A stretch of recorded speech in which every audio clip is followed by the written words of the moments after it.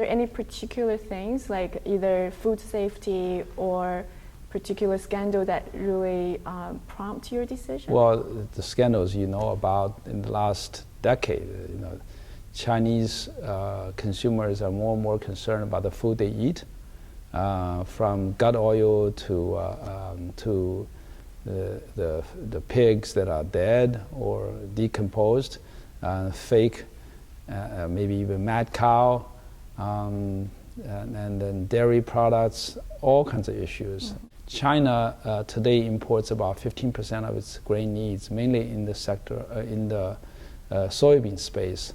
China 10 years ago was a net exporter of soybeans. Now it's 95% of its soybean needs are being met through imports.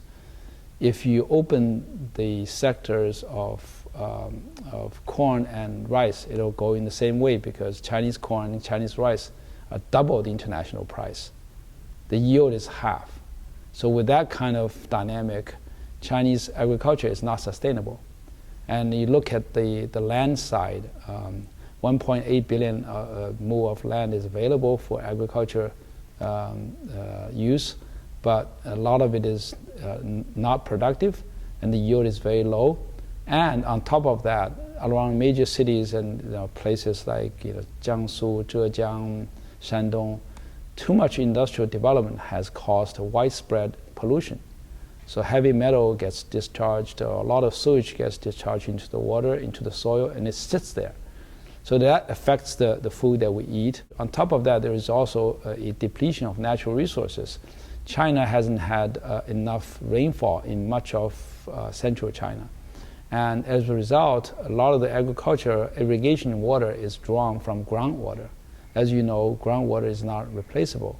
As you draw more and more groundwater to irrigate the fields, groundwater goes down, and we're hearing stories about the land subsiding and causing collapse of bridges, buildings, and so on and so forth.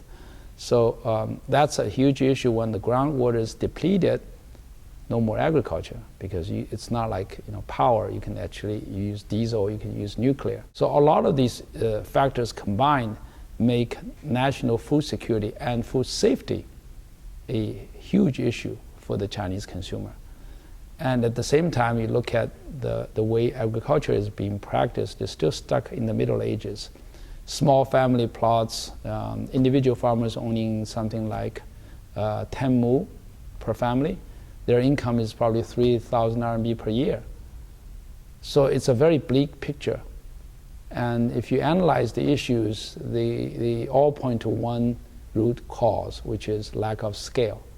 If you don't have scale, you don't have capital, you don't have mechanization, you don't have talent, you don't have management, you don't have supply chain, you have nothing.